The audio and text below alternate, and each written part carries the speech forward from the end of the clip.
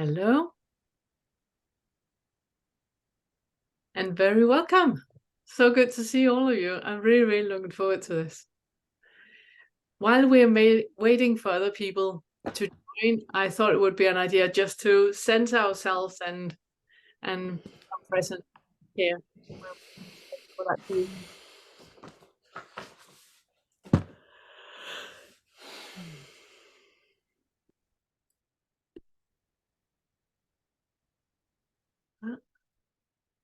I've muted all of you, so if you want to speak, then remember to unmute. So make yourselves comfortable. Make a deep exhalation. So inhale and exhale and feel how you're falling into gravity and the body is becoming heavy. Inhale and exhale again. And feel how you become present and aware. Sitting here right now. I want you to bring a focus to your feet.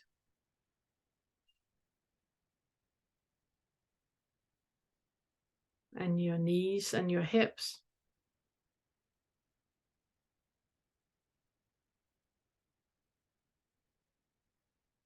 And do a Kegel while you do an inhalation. So you have the feeling of going up the spine. And exhale and relax in the Kegel. So you feel your spine all the way up to the top of your head.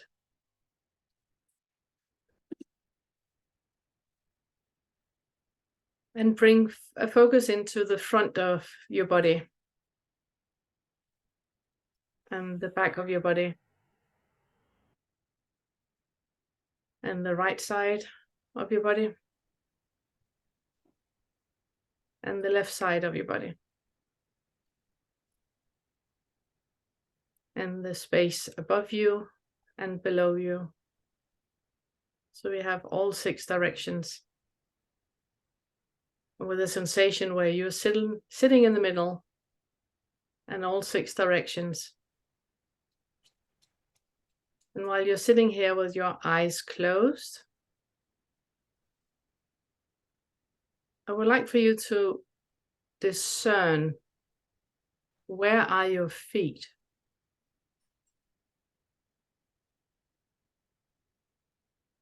Just notice if you, in your direct experience right now,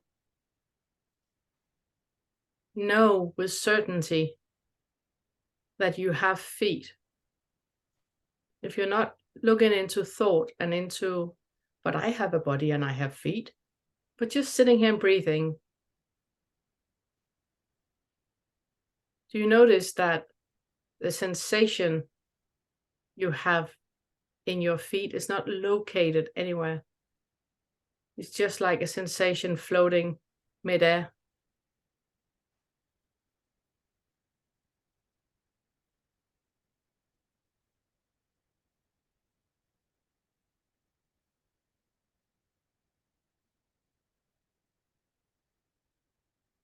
Keep breathing. And then I would like for you to bring your attention to your entire body with the same angle of awareness. Do you feel that if you remove all thought, then you don't really know that you actually have a body? There's sensation floating midair.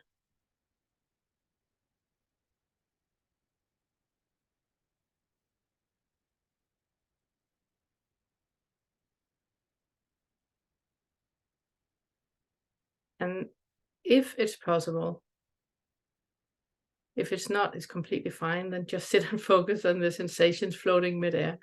If it's possible, see if you can focus on the space between the sensations that are floating midair. Can you notice the space between the sensations?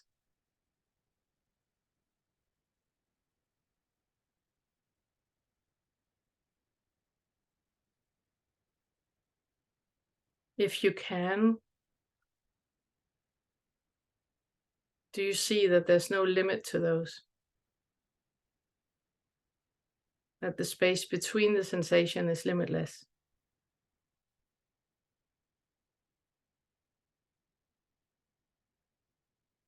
Okay, get back into your body. I would like you to keep your eyes shut, but move your body, your shoulders, your neck, and make a deep inhalation. And exhale.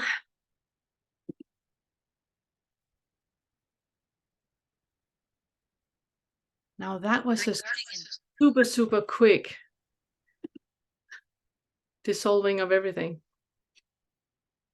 Hi, Gitte.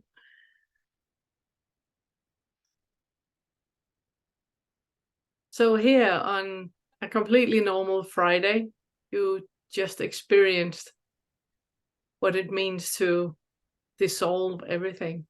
I thought that would be fun to do before we start.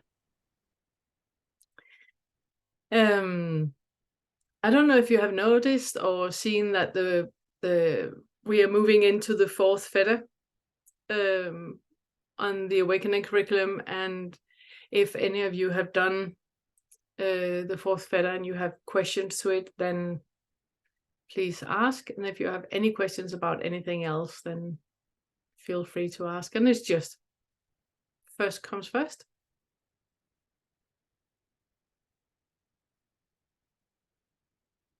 It's really good to see all of you. I'm really happy you're here. I'm not sure if I can take part in these meetings because I just started with the first feta. Yeah, that's fine. That's completely fine. I'm happy you're starting the first feta. Thank you for that. It's going to be fun. Do you have any questions?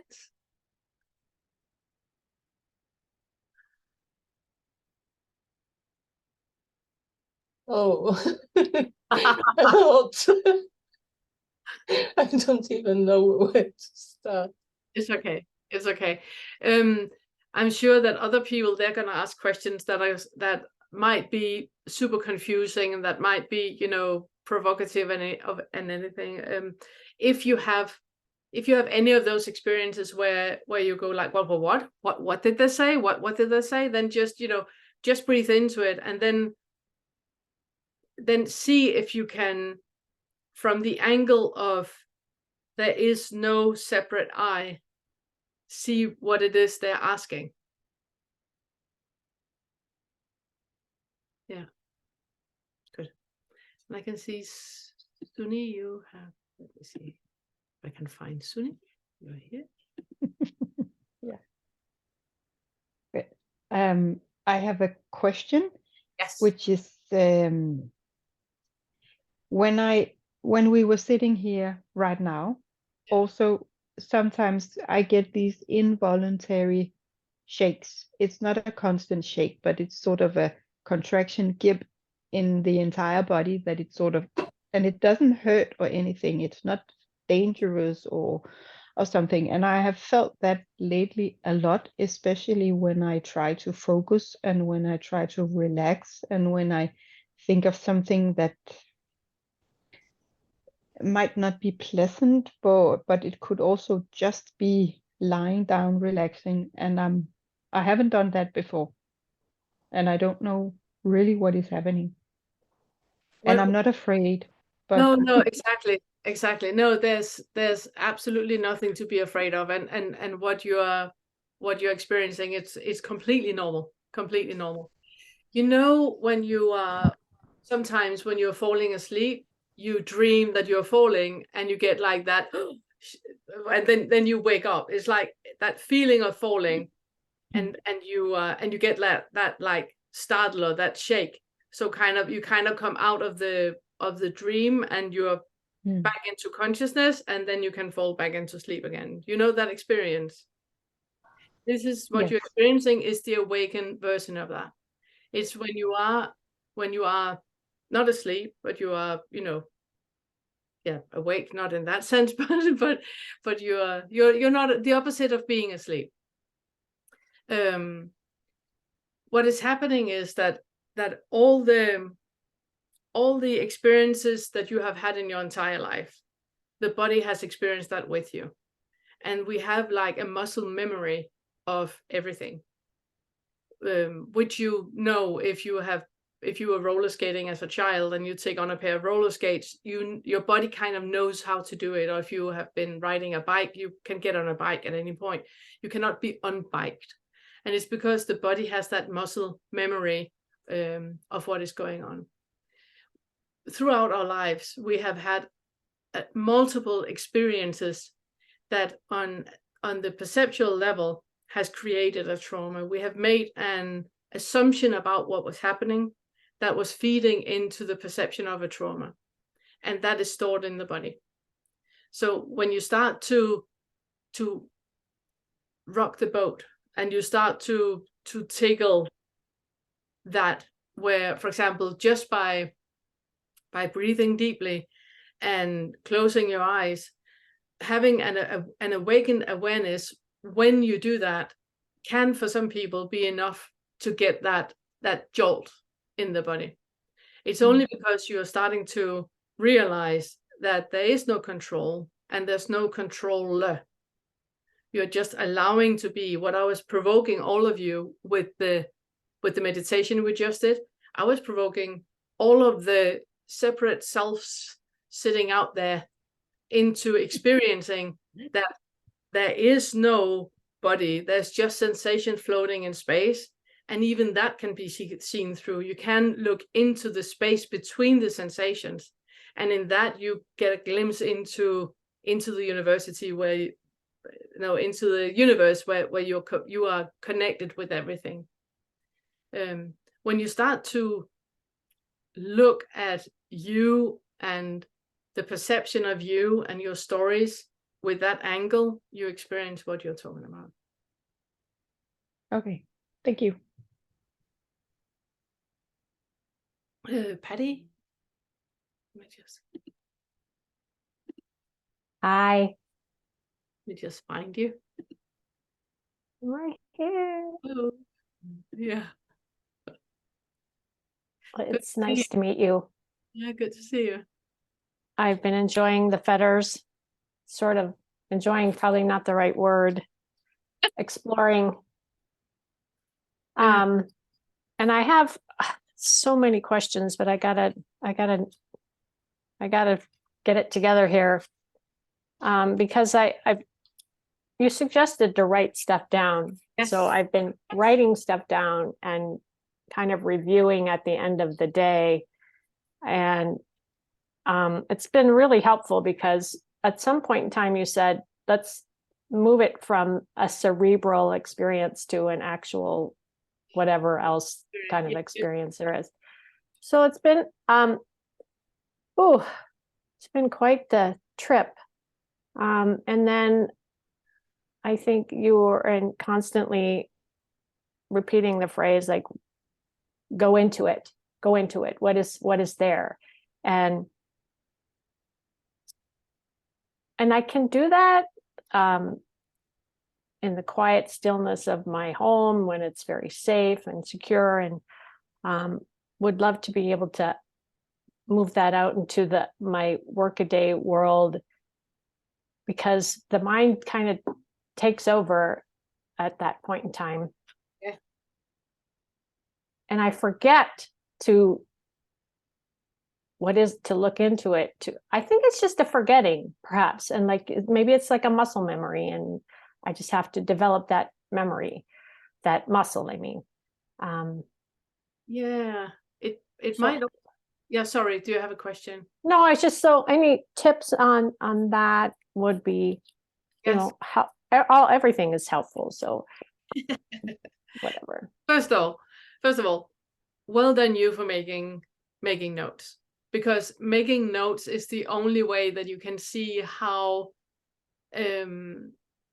cunning the mind is in making you believe that there is, something else, and that this thought is important, and that whole spiel that the ego is doing. The only way to see through that is by having notes where you've seen, oh my goodness, this worry I have had 12 times today, where we feel that there's so many things that I'm concerned about in my life. And then when you start to write it down, you find out there's one. I just thought about it a lot. So writing it down is really, really good. What you're pointing to, that when I'm alone and you said in the safety of my own home, then I can look into it and I can see it and I can be with what is present, and I can focus on the thoughts and kind of like untangle all of that. But when I'm out with people, I can't. What I hear with the words you're using is that there's a safety in being at home and alone, and there's a danger when you're out amongst other people. And that is a second feather issue. It's looking into what is the starting point for everything you perceive as your reality. What is the starting point when you wake up in the morning? What is the underlying belief that is driving your entire life? When you speak with other people, what is the underlying belief that you hear what everybody is saying from? Because that starting point is dictating everything, and it has to do with safety. Otherwise you wouldn't have used the words, Absolutely, that you were using. So I would recommend you to look into the second feather again. yeah, and have the angle of fear as a starting point. Look into if that underlying belief you have of you being lesser than, and you being yeah, not worthy, and all of that. absolutely, Yeah. self-loathing, yeah, The full thing, all those thoughts, when you have them, Patty, they're only diversions. It's only diversions. Don't believe it. Don't believe any of them. It's just diversions. But the diversion is pointing to something. So use your notebook and write down. See if you can figure out what is it actually pointing at. When I have a thought of self-loathing, you say something to yourself that is self-loathing. Then pull yourself up to the 5th floor and think like, okay, hang on now. Let me just get a look at this. You say that I am disgusting, or I am, something self-loathing. Who is actually saying that, and to who is that something saying it? Because you will find out that it's the thinker saying it as a thought, but the thinker is a thought as well. So it's like, is that how can I say it, self-created little bubble that has nothing to do with reality, but we tend to believe it because it's a thought and it creates a feeling. Then we tend to believe it as true, which is not. It's just repeated so many times that we believe in it. So when you have that experience and you feel everything is just, fluttering in you, then breathe. There is a space between thought and feelings and emotions where you are just present in your body. There's a space where like we just did in the meditation, there's a space between the sensations. It's also when I'm pointing in the 3rd feather, and I'm pointing it with the awakening exercise, where you have a thought that is creating a feeling, and then you make it bigger, and then you detach the thought and you just sit with the sensation. And then you feel that this is not a constant. The feeling of low self-worth or fear or whatever is coming up, it's not a constant. It can only maintain in its little box as long as it has a label on saying this is fear or this is self-loathing. When you detach the thought, it's just a sensation. Yeah, that makes a lot of sense. Perfect. Thank you. So I love that it makes sense to you. I would like for you to feel that it makes sense. I get it. It's just Exactly. temporary. It's not gonna last long. So yeah, so watch this part and then do it with your eyes closed and breathe into it and pause when you need to, so you actually expand it and experience what it is I'm talking about, because that is what is the difference between the feathers and so many other things you can do that we keep pointing to and calling into the physical bodily experience of what is actually happening right now, detached from thought. So you can actually experience the fear that you feel when you're out and about, you can actually experience what is it. If it's not a thought, but it's a bodily sensation, how is that actually experienced? And then it's the question, can I be in a body where, and all that. Yeah. Great. Thank you so much. You're so welcome. You're so welcome. Thank you for asking. Then let's see, there was, who was it? I had a hand.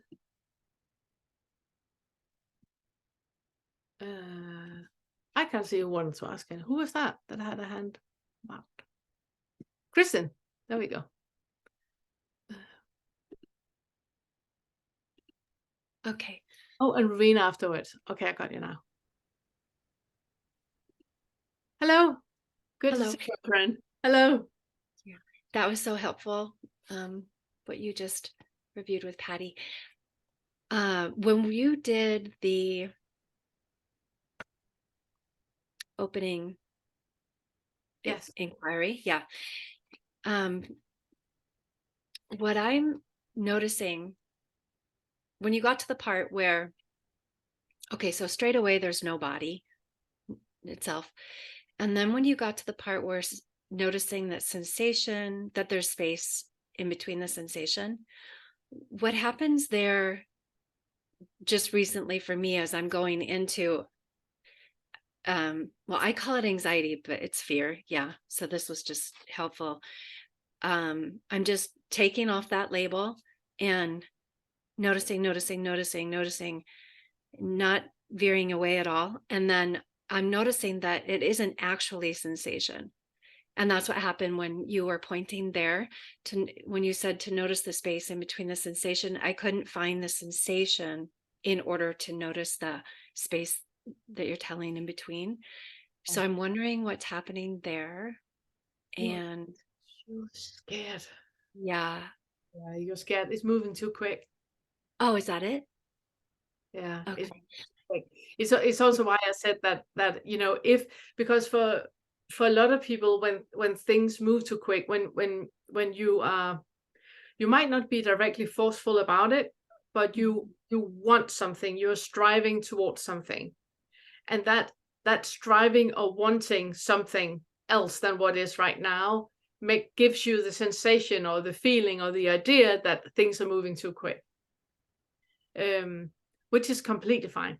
It's completely fine, because it's just pointing to a pattern you have in your life where you tend to be 10 minutes ahead of yourself. You tend to be planning into what will happen, taking we have a phrase in Danish where you're taking the sorrows beforehand, that you're like preparing yourself for things that can happen, and in that preparing you are not here. So it's moving too quick. You're moving too quick.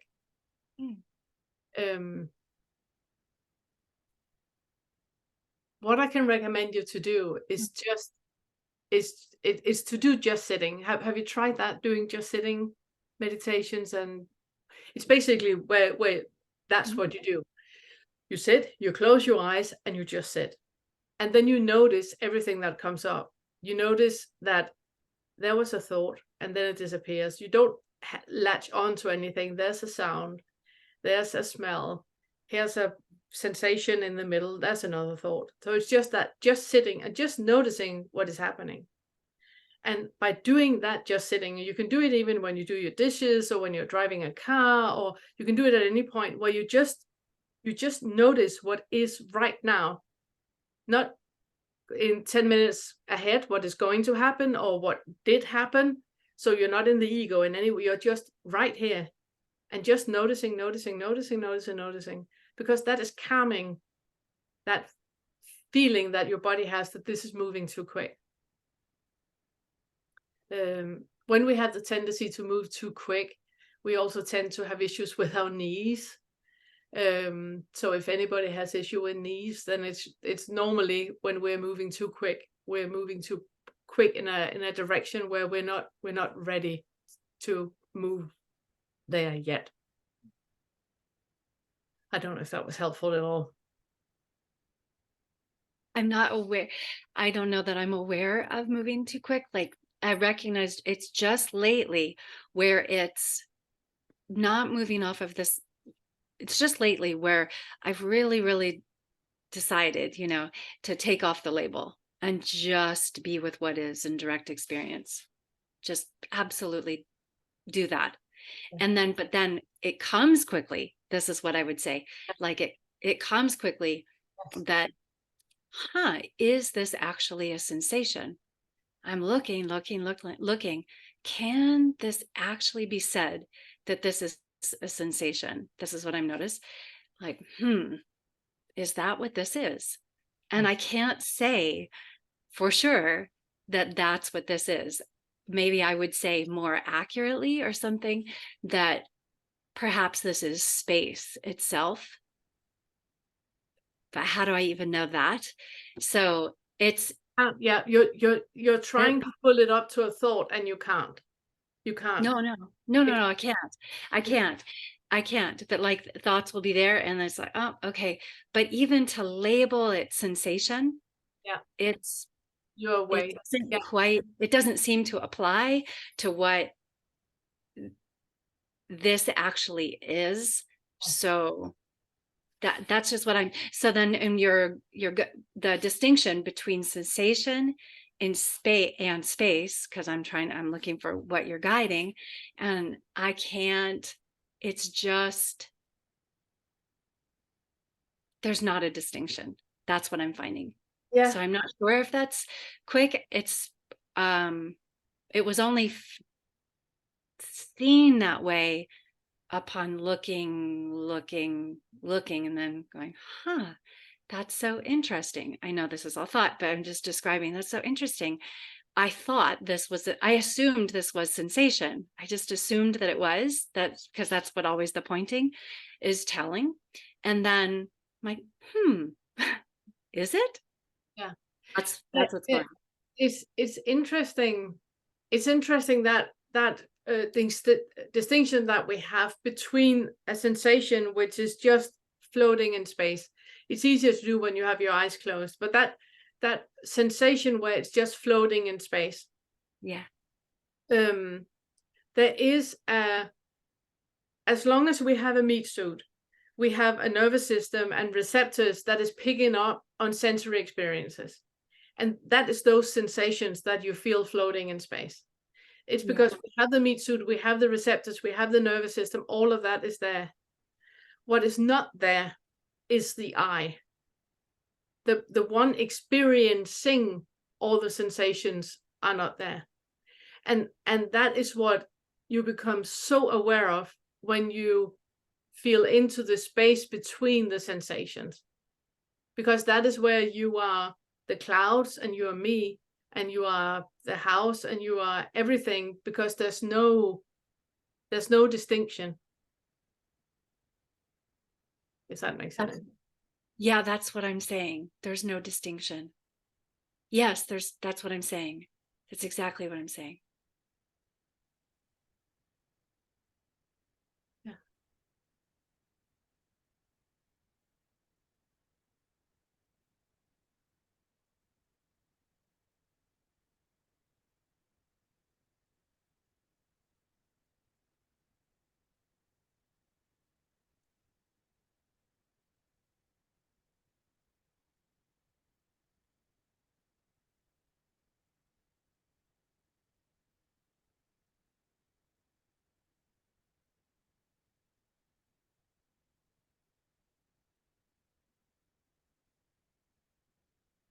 What happened right there? I'm sitting and noticing your micro expressions that was happening.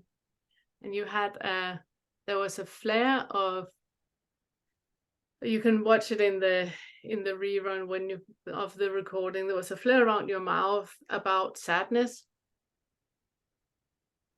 Yeah.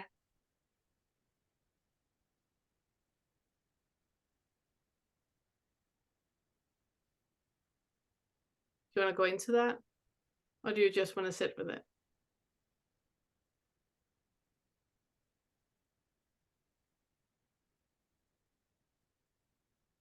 You should we shouldn't go into it. You had a contraction around your eyes where you pulled back. There's Just now? yeah. What your body just did was something that happens pre-verbal from when we are newly born until we're 3 months old. We have a sensation when we're in that age. You might have heard me talk about it before, that we are everything. We are space, we're everything, and because we're not aware that we have a body, and there's this distinction between me and everybody else.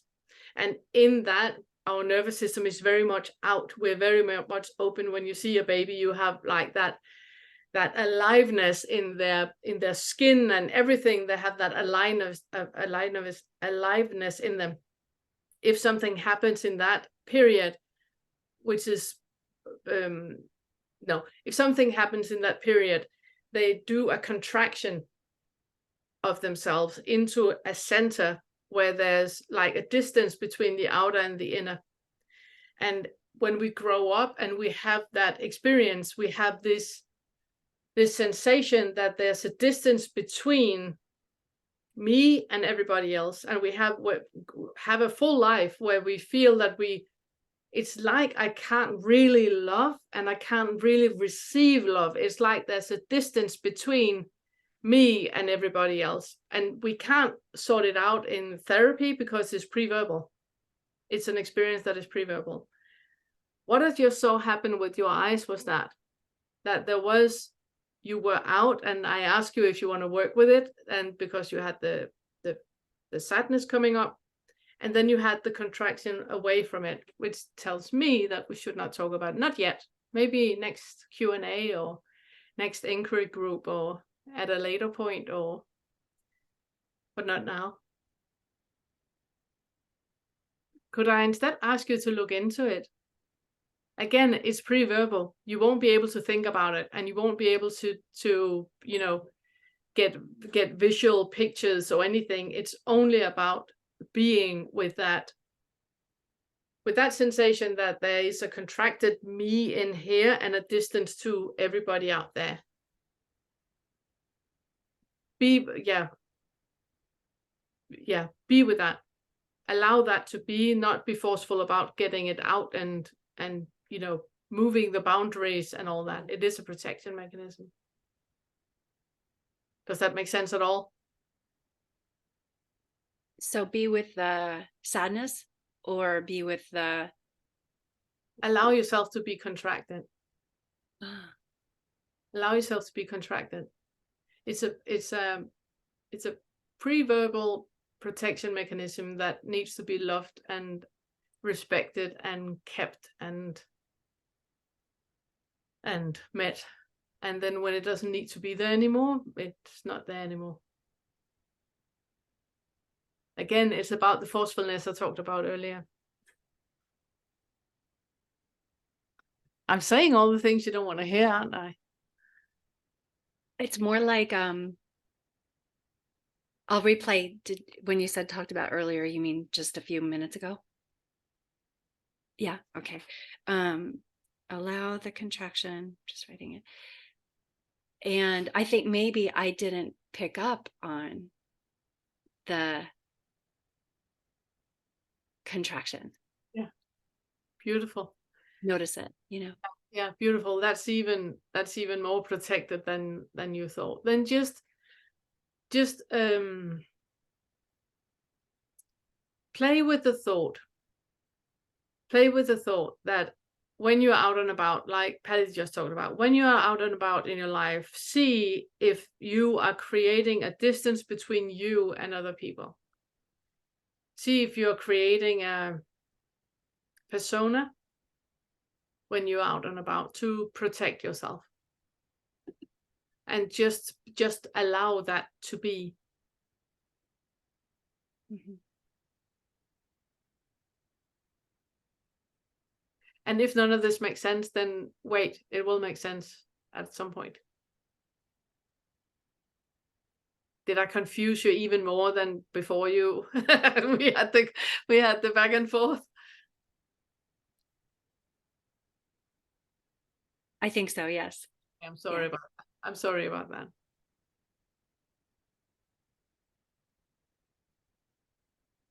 Watch the recording and see if you can zoom in. So you're sitting and watching you, and mute it, and then only look at how your body is reacting to the silence. Then you might pick up on it. Because you had bodily reaction to the silence. It's okay. And when you said bodily reaction to the silence, just to be clear, I'll pick up on what? When you said I might pick up on it if I mute it. Yeah. And just it's two different things that I'm pointing at. The first thing is when you're out and about and you meet other people, notice in your body how you are creating a distance as a protection. And when you experience that, then be your loving mother and protective father, where you allow that distance to be there. It's okay, Kristen, to create a distance. It's okay. It's completely okay to do whatever you need to do to feel safe. It's completely fine. I'm here and I love you. So you meet that distance that you're creating as a survival mechanism. You allow that to be there. You even encourage that to be there. So nothing about, breaking down the barriers and moving forward. No, none of that. None of that. It's the opposite direction. The other thing was when you're watching our conversation back, then mute and then zoom the screen in so you only see your face, and then notice how your body was reacting to the silence. okay. Great. Thank you. There was some protection. How your body reacted to the silence revealed a lot to me, and I would love to talk to you about all this over the next many months. That was really, really interesting. Thank you. Thank you. And then Ravina, my friend. You are muted. Let me just put. You're still muted. Let me see if I can click to ask you to unmute. There. Hello. Hi. So it's wonderful to be here. So I'm not really sure if this is a question. It's a sort of like a little hack, which seems to be I'm using. I'm super busy. And one of the patterns, which I can see, but the sensations sort of drag me into it, of being, this is too much, there's too much to do, the thoughts about that, and then who is the one creating, who is the thinker of those thoughts? So all that's sort of seen through, but enormous amount, I think probably from tiredness, of huge contraction in the body. And so now I'm sitting there, and actually, because I'm quite familiar with kinesiology, just working for myself, I'm using that. And it's like, so is it true that there's too much to do? And this big body contraction is just a huge no. This is a lie. Absolutely. Yeah. And so it's like every time there's this contraction, this is just a lie. And the opposite is a lie too. But it's a huge relief, just I can just sort of sit in that, and then where are these, the thoughts just completely are discounted, because the body itself, or whatever it is saying, no, this is a lie. So I just sort of wanted to share that and your thoughts, if that was a good way to go. Absolutely. The only danger with it is that it's a thought that is asking and a thought that is answering. So it's that's the only danger with it, that it's why I'm talking very much about the body yes, body no, because there is not a thought. It's a physical response to an experience where you can feel, and it can be measured, brain waves, clammy hands, pupil dilating or contracting, breathing changing. You know, we have so many physical signs when there's a body yes or a body no, and that is beyond an asking and an answering. But if you have that very clear connection with the body, and there's no protection mechanism in place for you to experience things in a certain way, then you are at that advanced point of view, what I call the fifth floor, where you can ask, and then you will have an answer that can be super surprising. You know, you're running around and you're so stressed, and then you ask, or say, I'm so stressed, and then you have a thought going like, no, you're not. Then if you can look at that without any kind of judgment and any kind of value, and just go like, I'm not, you know, then you can use the thoughts to that.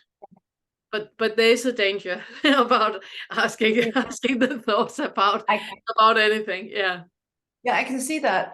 But it has been helpful in the past when I was sort of disconnecting from being bad and not being bad. Yeah, no bad, no good, you know. And but the interesting thing is this sort of this hack of, just because of all the contraction and the old patterns of really thinking it was true, it's just such a sort of surprising, you know, it's just like, no, this is not, you're not in alignment. You're not stressed at all. Yeah, you're not stressed at all. You're fine. No, it's just because everything gets done that needs to get done, and exactly. So, thank you. And if it doesn't get done, then it wasn't needed to get done. Yeah. Beautiful. Love it. Thank you. Thank you.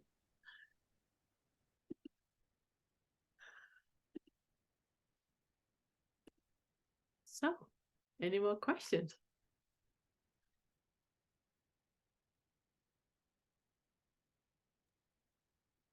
I have a question. Yes. I knew it. Mike. Yeah, Mike. Yeah, there you are. There you are. Actually, can you see me? No. Maybe let me. There's a cat wagging his tail. Okay. But you can hear me though. I can hear you. I can hear you. I guess my question is related to, I was listening to the Fort Fetter video today.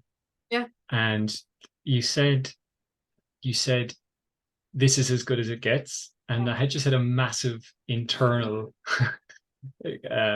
resistance to that idea, as in, what is she saying? Of course it gets better than this.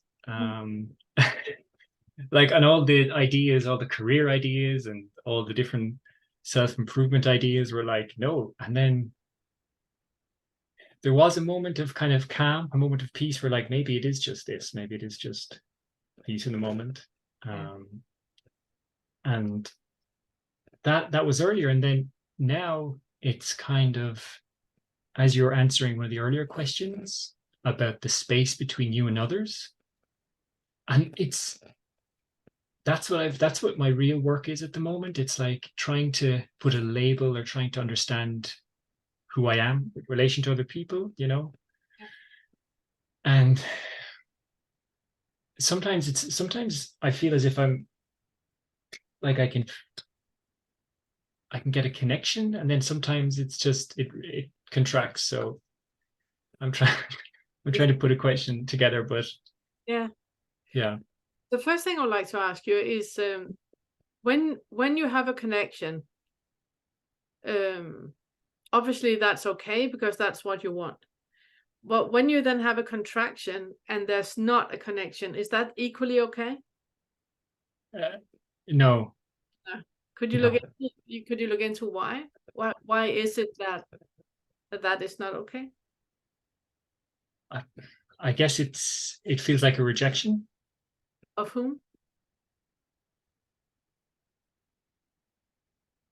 I guess as me as a person, or as a contributor to society. That sounds a bit that sounds so artificial, but Yeah, I guess I think if you're to ask which of the four underlyings, it would probably be kind of guilt, not a contributing member to society, that kind of. There we go. There we go. Yeah. Yeah. So what is the issue with not being a contributing citizen of society? What's the problem with that? I mean, And I'm not asking about what's the problem with anybody not being contributing. I'm asking about what is the problem with Mike not being contributing. You are not contributing. What's the problem with that? I would love to see you. I would love to see you answer these questions. um it's I'm quite embarrassed actually. It's a very uncomfortable question. Well done. Where do you feel that uncomfortable feeling in the body? In my chest. In your chest. And how does it feel in your chest if you just sit and close your eyes and I say Mike is not contributing to society? How does it feel? In your chest? It's like a poke. It's like a push in the chest. Can you breathe? Yeah, I can breathe. So where's the poke? Kind of between my chest and my throat. Ah, okay, up there. So it's up here. Yeah. And what is it doing? What thought is connected with that sensation right here of almost being choked? I guess it's quite a deep sadness. Yeah. Can you allow that sadness to be there? Can you be in a body where there's this level of sadness? And remember, it's okay to say no. Yeah, my initial reaction was to say no. Okay, good. It's not okay. Please be honest. Please be honest. Because It's not. Can't work with. It's not okay. It's not. I mean, I feel that it's on one level it's okay to put it in a box to keep the lid on it, but as I say it out loud, it feels as if it does need to be looked at and welcomed. But right now you're adult Mike sitting here and wanting to address something that the body doesn't want you to address. So instead of sorting something out, then just allow right now to have the feeling of the pressure. If you want to, obviously, if you don't want to, we can do this at a later point. It's no rush. This is not going anywhere. The feeling that you have of being lesser than and being choked by your own thoughts, that's not going anywhere. So we're not in a rush. I mean, there is an underlying issue with the rush as well. Like sometimes when you're answering someone's question, there's a part of me that go further or quicken the process. And when I hear you say give it time and relax, come back to it in a week or a month, there's like alarm bells going. Does it need to be dealt with now, or is there time to put it onto the long finger or postpone it? Yeah. Do you see how you're using time to be forceful? Yes. Do you have a general issue in your life with using time to be forceful? Yeah, I mean, I guess I put a time limit on everything. Yeah. It's quite unfair. Do you see why I'm saying it's unfair? I can. Not enough crying. Come on, you've been crying enough about that issue. Come on, get along. Come on. Hurry up, chop chop. No more crying or having a trauma about that. Let's move along. There's some things that can't be done with time. You know, you can't force it. You can't be forceful about it. It's what I meant to say, that because time doesn't exist, but there's some things that you can't be forceful about. It just needs to be left alone. And that's the issue with this non-breathing and what you was diverting with. If you go back to the uncomfortable sensation that you have here in your chest, right? I know you don't want to feel into it. And if you don't want to feel into it right now, we take it at a little later point. Are you here? Yeah. Okay, well, I like for you to breathe. Again, I can't see you, which means that like 90% of what I'm helping you with, I can't use. So I would like for you to breathe.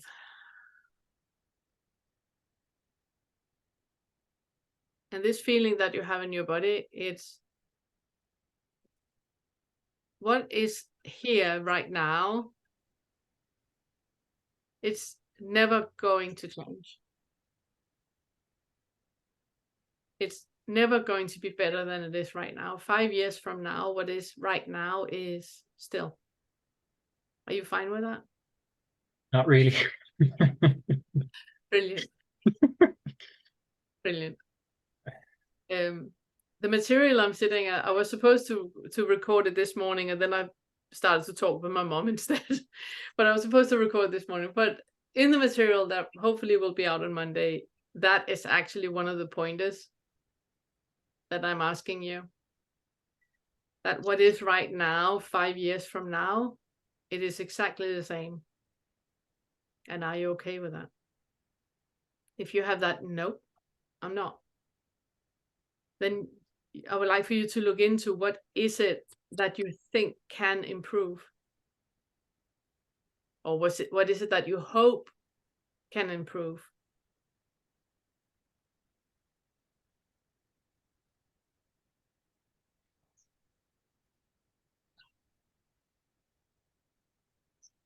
Okay.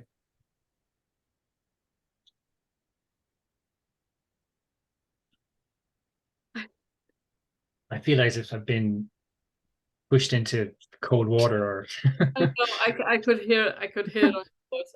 I'm so sorry. I could hear it on your voice. I didn't even have to see you. I could completely hear what the contraction was. It's okay. It's okay. it's when you were telling me to stop crying over something, it was if you were playing like a role. It was almost as if you were playing a part. It was terrifying. Yeah, I know. But the terrifying part is that is what you're doing all the time with you. You're not allowing Mike to be as he is right now. You have this idea about who he is, and you're pushing him to fit that mold instead of looking at who Mike actually is with everything. In the first feta, in one of the first lessons, I used the metaphor of a house, that you are like a house.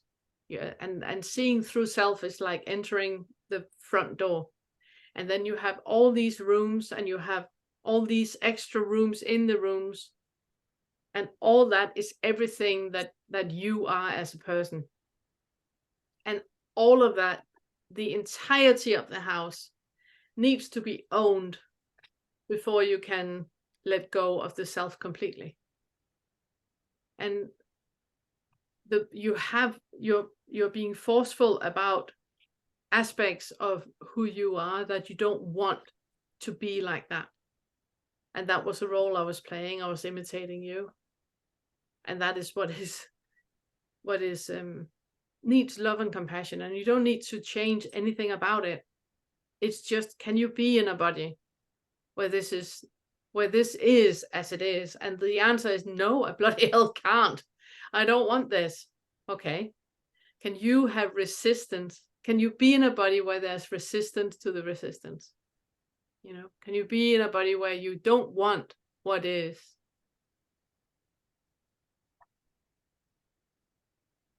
Okay. Thank you very much. I hear you. I'm asking you. Yeah, I hear you and I appreciate it. There's a lot of resistance. Okay. But I hear you. Thank you. Okay. And Mike, I love you for that resistance. I love it. I really, really do, because that that shows that you acknowledging that there is resistance and I have resistance to the resistance, that is so many steps further than going, everything is fine and there is no I and there's nothing to look at and I'm just floating in the clouds and being a tree. You're so much further when you acknowledge that there's resistance to the resistance and there is a non-acceptance of who you are. Whatever thought you have about who Mike is, it's just a thought. It's not real at all. Okay. Yeah, thank you very much. Okay, thank you. I don't know who came first. Let's take Cheryl first. Hello, my friend.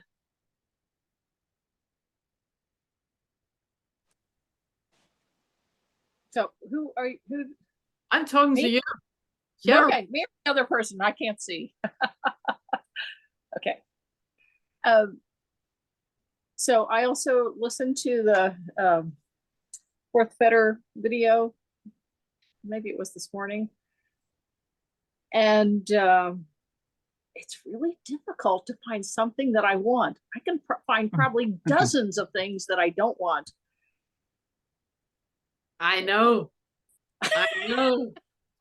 And it's one of the things that I put so much emphasis into that wanting, grasping energy, because for some people, it's much easier to look at all the things I don't want. I can't even express what I want. Yeah, exactly.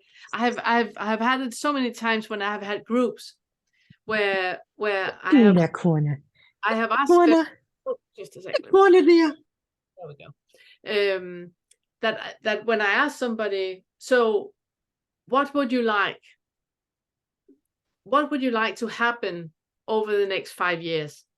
When people start to say, well, for sure, I don't want to be in so much pain as I am right now. So people, they start to mention all the things they don't want. It wasn't the question. The question is, what do you want? And it's a shift. It's a shift in viewing what actually is from what you're normally viewing it as. So everything that you don't want has a counterpart, which is what you do want. And obviously I would nudge you in the direction of making a list like Patty did, making a list, make notes, write down all the things you do want. So everything you know you don't want, find the yin yang counterpart of that, writing down all the things you do want, and then it might be more clear to you, what is the underlying belief in this?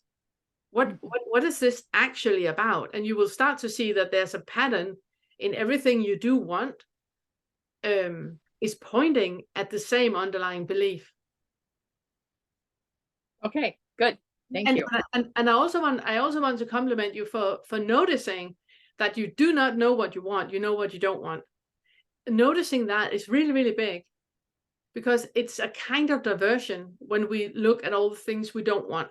It's a kind of diversion, and it puts us in a position where we are a little bit of a martyr.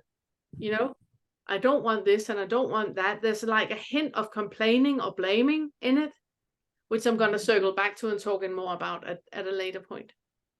So I love it very, very much that you become aware of that. Thank you. Yeah, and I'm super curious to hearing, what you're finding out. Amazing. Thank you, Cheryl. Then it's LJ. Let me find you here. So I'm kind of, I don't like talking in these meetings because I feel like what's happening to me is really different than what's happening to everybody else. And I feel like I don't even know if awakening is what's happening. And that video you did with the TED guy? Yeah. That is more like what's happening to me. Oh. And I just feel crazy, and I get really sick. But I am really sick. And so it's like, am I like in some awakening process, or do I have tumors in my brain, you know? And does it really matter at this point, even, you know? That was actually my next question. Does it matter? Yeah. And but I have it's like I had this experience the other night. I started throwing up in the afternoon, but we were all going to see Trey Crowder, and I push and push and push. Being still is so, it's the hardest thing ever for me to be still. And so I went to this thing, but I laid in the back of the car while everybody else was having dinner and kept getting up through the show to throw up. You know, I was so sick, but pushing to make it through. But then, like, you know, I was sick all day yesterday, but I like slipped into this place where nothing really mattered. And like I felt like I was laying in the bed yesterday and I just melted into it. And and and I keep having like these experiences. Like I was at a Course in Miracles meeting where there was, I don't know, 7 or 8 people, and I know them all, but none of them are really my friends. I just know them from the meeting. But they were doing this meditation, and all of a sudden the light shifts kind of when I have these experiences, and everybody was just glowing. And they were just love. And I loved every single one of them, you know? And then it just kind of faded and I went back to whatever. And I would like for you to experience, to be curious to if you, no, I would like for you to be curious to why you limit the experiences to just when you're sitting on the cushion and everybody's glowing and you're feeling so much love. Done with the meditation, come on, back in the car, driving home. You know, why do you differentiate between what is and what you're pretending that is? Do you know what I'm asking? That was really, really bad formulated. You should get a layer cake if you understood that question. So I guess also that because of the cancer, there's a lot of fear. yeah. And of course, the constant fear of metastasis in the body, and is it in the brain now, and all of that. I understand that is creating a distance to when you just feel bliss, because it's one of the signs of delusion or or metastases in the brain. So I completely understand that. If it's not metastases in the brain, then it's quite beautiful. And if it is metastasis in the brain, it's still beautiful. Do you understand what I'm pointing at? I was in an accident. I was in a surf accident in 2012, and I was hit in the back of my head by a surfboard, and I sustained a really severe TBI, that traumatic brain injury, that gave me 3-hour memory and gave me all the symptoms of dementia, with hallucinations and couldn't see distance. Everything was just the flat that it actually is when we view, when the eye looks at things, everything is flat. It's the brain that is making it into a depth, but I didn't have the depth perception, and I didn't have any memory. I didn't have any, there was nothing to build on in an everyday life. And it was like that for almost 10 years.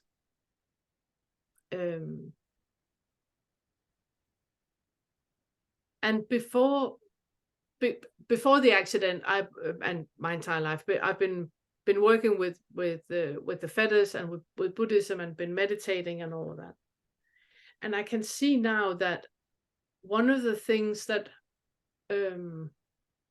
saved me in living my life like that, with a 3-hour memory and and nothing to build on. It was that giving into what is, where there's no I fighting what is. Because I had that experience before, prior to the accident, it made it easier for me to be with a 3-hour memory and just sitting and inhaling the trees and exhaling the clouds and being part of that. What you're experiencing, where you see the people glow and you just feel that love, that immense love to what is, that is how it is. That is how reality is, when you don't have the ego mind telling you that you can't just love everybody and you can't see people glow. Yeah, the tree is not glowing, you can't see all those things that we think that we can't see and we can't perceive. I've seen all those things, the auras around people, but then I've seen some scary stuff, and then it goes away for like years, because this started before, a long time ago. Okay, but do you see that what is deeming something as scary stuff? That is a thought. If you keep yourself in that space where you just are, there's nothing scary, and there's nothing dangerous, and there's nothing, it has no value.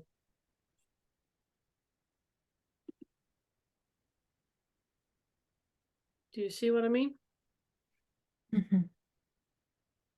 So when you had an experience of something scary, that was a thought intervening with what actually happened. In itself, in that moment, there's nothing scary. It's the hooks into a story that makes it scary. And things can only be scary if we add time to it, which is not real, but we take that on a later point. Yeah, the time thing really confuses me, so Yeah, I kind of just don't go there. No, but it's actually quite easy. It's actually quite easy. There's only this moment. There's only this moment. You can only ever experience this moment. And the moment that we just talked about is already past. The moment you experience the now, it's already past. There is no time. There's nothing but this. Whatever you talk about in the future will only be experienced in the now. The past is only experienced in the now.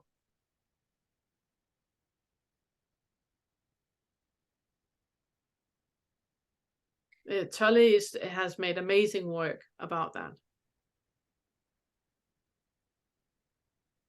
And I understand what you're saying, but I don't have the capacity to take that in yet, Completely. Yeah. I actually think that we do all the time, because you are here all the time. You are already awake. We just have all these layers on top of of things that we pretend to believe as more truth than what actually is. And I see that as a protection, which is completely fine. We need the protection for as long as we think there's something to be protected. So it's fine. Did I manage to confuse you even more with my answer, or did it help? I don't know yet. So I'll let you know. Yeah, thank you. I would love that. So happy you're here. So happy. Thanks. Me too. Let me see who is. I cannot figure out how I see who has a raised hand. It's really, really confusing. Okay, Jahira, I can see you have a raised hand. If I had somebody else had a hand up and I haven't seen it, I'm so sorry. It's because this is not my key competence.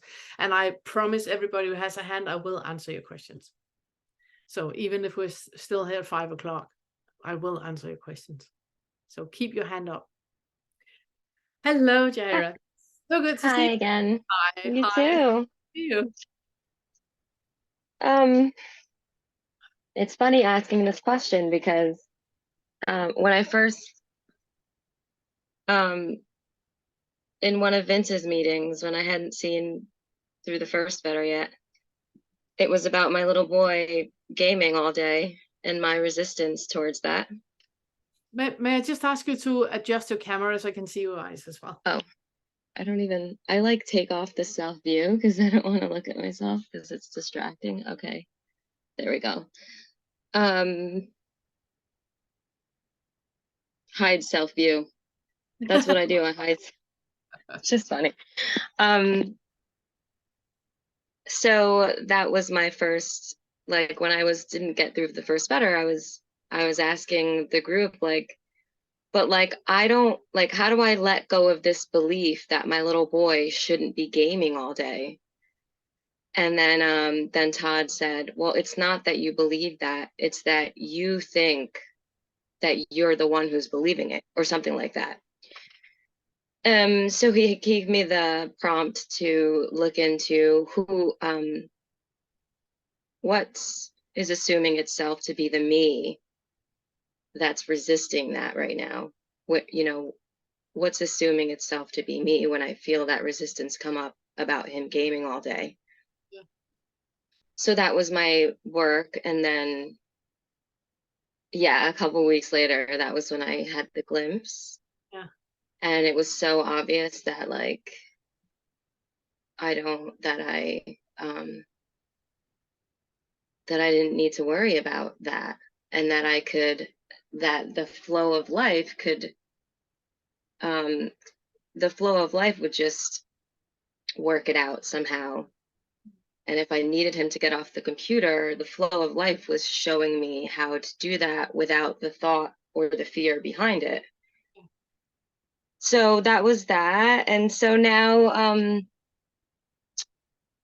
like when you say on the videos, you say, look into that, and you made that clarification about what that means. Look into that. So looking at what I want, and looking at my little girl, and what comes up with now my little girl, which it seems like it's the same situation kind of, but now it's something different with my little girl and her eating habits, like my belief that, okay, the belief is that like I need to be in control of how she eats and what she eats. And so I was trying to get clear on like, what do I want? I want her to eat well. Like maybe you could help me, that's my question. Maybe you could help me look at what I want. I want her to eat well. I want her to be healthy. Or is it that, yeah, or is it that I guess that's what I want. I want to make sure that she's healthy. Yeah. Because whenever she asks me for ice cream for the 10th time, there's the thing that happens that's like, so yeah. Okay. Yeah, I completely hear you. There's two things about it. The first thing is that children don't do what we tell them to do, they do what we do. So the first thing is that your 4-year-old is not the one doing the grocery shopping. So it's very, very easy for your daughter to eat healthy. It's simply having healthy food at home, and that's it. Sorted. There we go. Because that's the second point. You're demanding something from her that you are rigid about yourself about. I'm demanding something from her that I'm rigid, what? You With have myself about? Yeah. By having an issue, when you create the sentence, I want my daughter to eat healthy, and yet there is food at home that is not,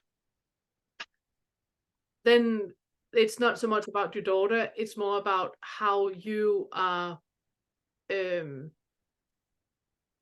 controlling your life yourself with rewards. That tell me if I'm, flashing, not flashing you too much, but I'm not flashing you. But if I'm, uncovering too much, then please tell me that. Yeah.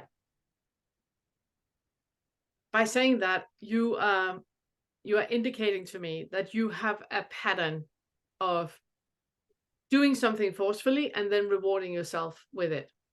So there's a reward of pulling yourself together and doing it and getting through it, and then there will be a reward at the other end.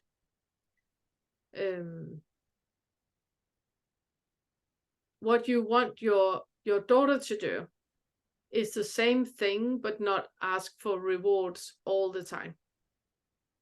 If they're, oh, how can I say this?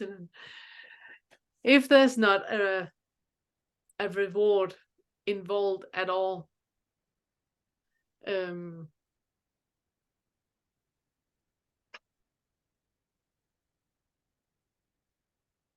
trying to find a way to say this.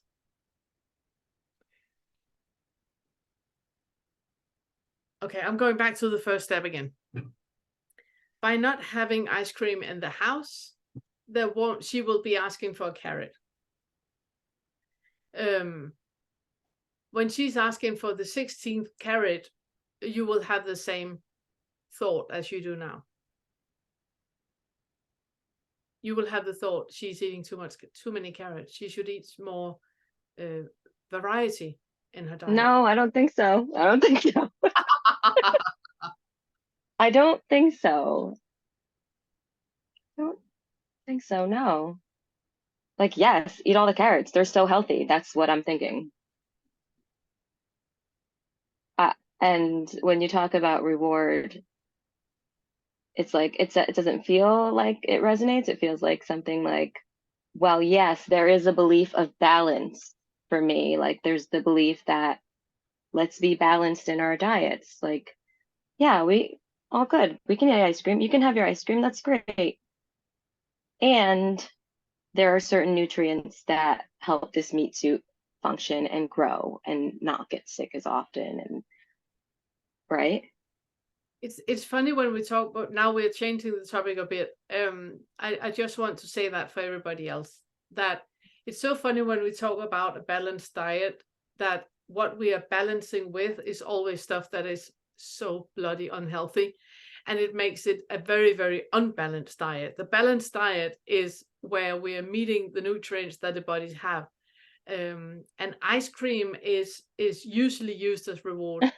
As is, a lollipop or anything like that. It's rare that we are, rewarding ourselves with kale. Yeah. And that's what I'm pointing at. That this is not about your daughter. Yes. This is about you having a pattern in your life where you are pulling yourself together and you're doing more than you actually want, and you're doing it in a sequence that is not helpful or beneficial in any way, and then you're rewarding yourself afterwards.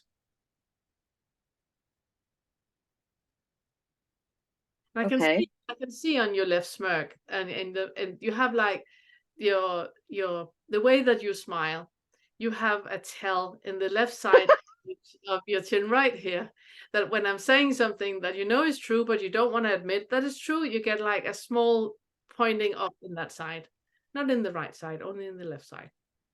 So what I'm talking about is true, you just don't really want to admit it.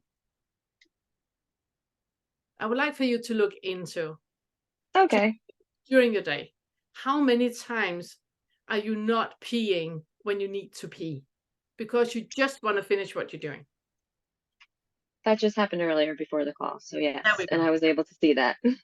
There we go. So that means that little smirk that you have in the left side is that your body is resonating with what I'm talking about, but there's still some things that you need to look into, because it's not only about a physical need. It's not only about you being super, super tired, but you just need to do this and then you can go to bed. It's in every single aspect. It's not only about the physical needs, it's in every single aspect. And we're back to that little Jaheda being older than she actually is, trying to pull herself together and be a good girl and do all the right things. And then she will be rewarded. Then she will receive dad's acknowledgement and mom's love, and then she will be, now it's just an ice cream.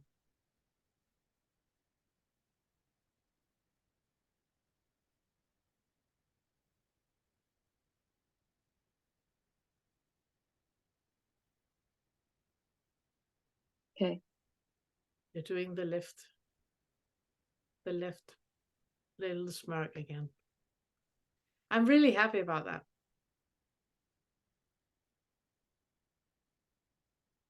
But so it's not necessarily, I mean, that I reward myself with like junky food. Yeah, okay. No, not necessarily. That is just the diversion of today's topic. My daughter wants unhealthy food. That was the diversion of Okay. the real issue is that you have the pattern of pulling yourself. Bye, Surya. Yeah, nice area. That you have that pulling yourself together. Be a good girl. Do not, meet the needs when they're there. You can pee in a moment. You can go to bed shortly. You can get everything, all the things you want. But first, you have to do this. Yeah. And the thoughts are telling me that, and I'm believing them, and and that's what's happening, right? So when you are when you're standing doing something and you need to pee and you feel how you are going like, no, just this, then stop. Who is telling you that you can't go and pee right now? How old are you? Who is talking to you? Who is instilling that belief in you that you can't go and pee when you need to pee? You need to do this first, that you need to do that, and then you can be rewarded by going and peeing, because that's basically what it is about. So it's the same question as Todd asked you, to ask in the first feta. It's the same thing again. It's just a much more ominous tone that it has, because we're deeper. So who is it that is telling you that you can't go pee right now? What will happen if you just put down everything and go and pee? Obviously, nothing will happen, but what is it in your body that you're afraid of? Where's the contraction? Like Mike, he was talking about before, that he had that contraction here. Something is happening right here, and it's really, really, really not nice. Okay, then it's this contraction here that is telling you that you can't go pee. You need to finish what you're doing. And you don't need to go pee and, be demonstrative and now I'm doing it anyway. But like Mike did, just stay with that. Just stay with that. And while you're finishing what you're finishing, you allow that to be there. Can I be in a body where the contraction is here or wherever it is? The contraction is here. Can I be in a body where this is happening? And that is when you're meeting that little girl or previous, experience where you didn't allow yourself to be in the body, where you try to avoid that contraction and try to avoid that feeling. And that's why we're doing to avoid that. Okay. So it's not about going and peeing when you need to pee. It's about being curious and being in a body that is holding yourself back, being curious to what is actually happening. Okay. And with that, you go into the second feta and look into the underlying trauma and can ask yourself, is this true?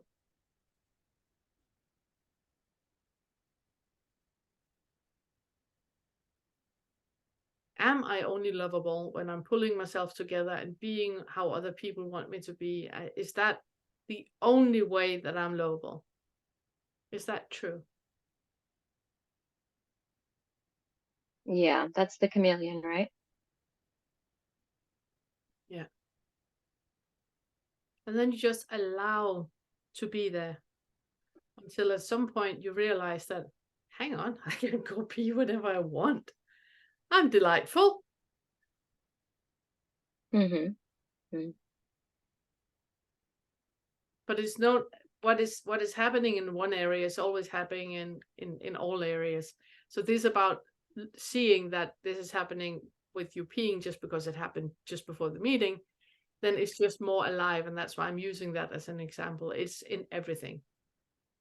Uh-huh. So same thing when she asked for ice cream and I noticed that sensation. Same thing. Same thing. Okay. Same thing. Okay.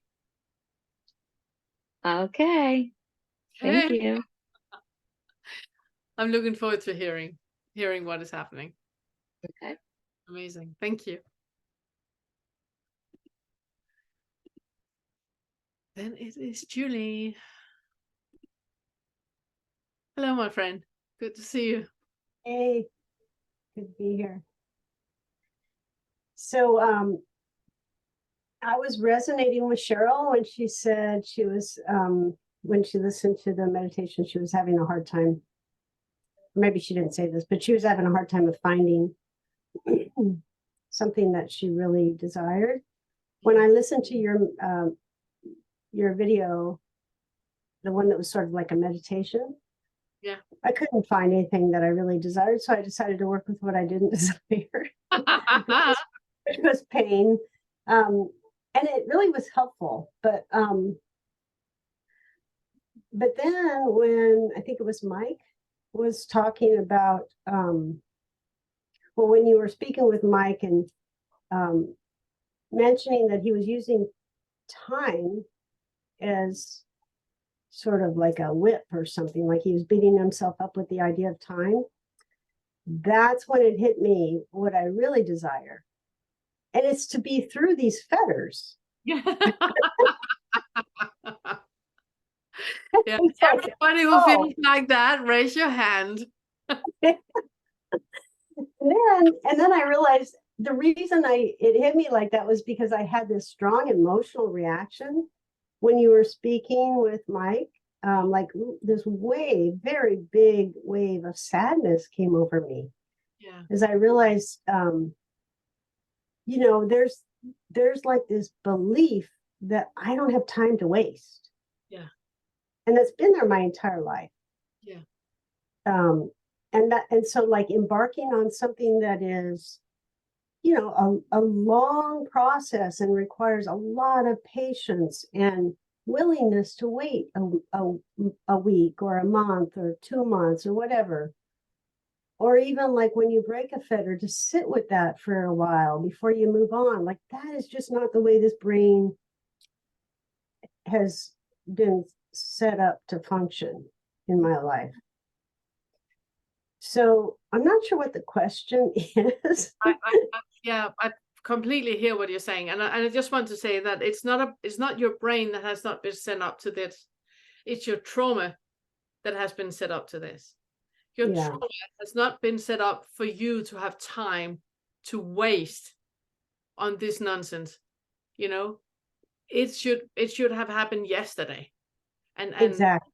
Yeah, and I have not time to waste on all these introspections and feelings and all of that. Right. And that is what you should write down. That is the sentence for you. I haven't got time for this. And then, well, I've written that sentence down.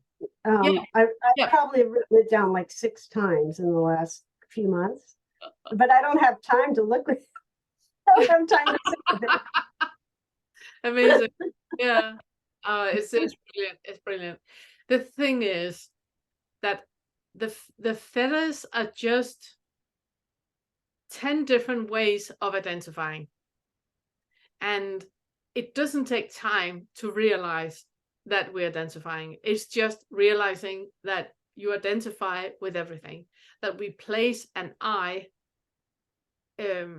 into the sensory experiences, and then we create a story about that, and that is where we live our life. The moment you really realize that, all 10 feathers can drop immediately. So it's not a prolonged process, because it just isn't. You are already awake. The reason that we don't feel awake right now, it is because we believe in all the traumas. We believe in all the stories. We see them as having importance and value, and they hold importance and value for us to heal what needs to be healed. That is where the importance and value is. It's not because they're true, and it's not because they're relevant or important or anything like that. It's just parts of us that has experienced trauma that we need to create love and space and compassion with. And that's the only reason why we have them. So that's the first part. The second part, the thing about time is that it is a diversion. Time and money is the main diversions that we use in life when we are trying to give a reason to not doing something, so we avoid an insight. That is when we pull time or money up and give that as a reason. I wish I was that rich that I could just take time off and work with the feathers and not have any responsibilities. That would be great. I can't, so fortunately, I can't. And every time we say we use time or money, it's just a diversion.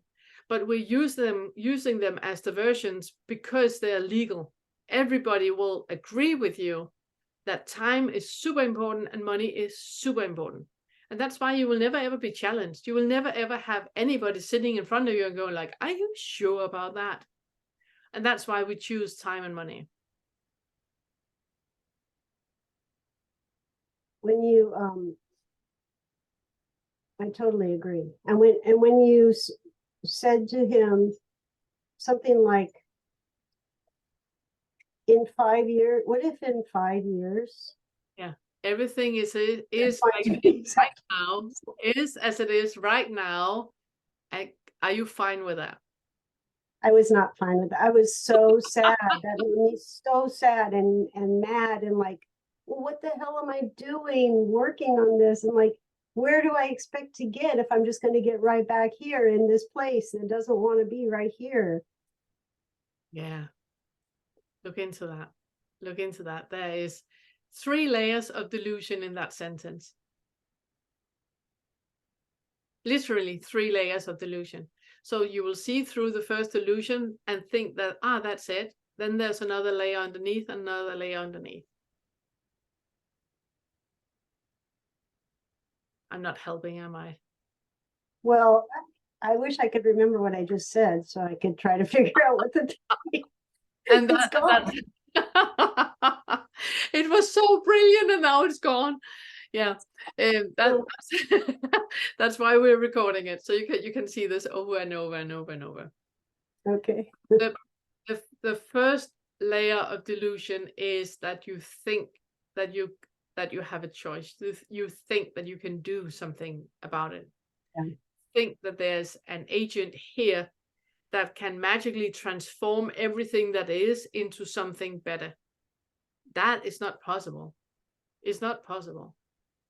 There is no I. Look into who is that? Who is it exactly that's supposed to do anything about time that doesn't exist? So it's like a fantasy person is doing something about a fantasy object that doesn't exist. It can't be done. There's not a Julie anywhere that can do anything.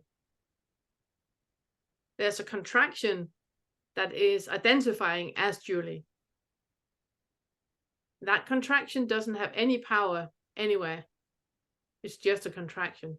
I love Alan Watts when he says that the sense of self is just a contraction in the body. That's what I'm paraphrasing here. That it's Mhm. there's not a Julie, there's just a contraction in the body that identifies as a Julie.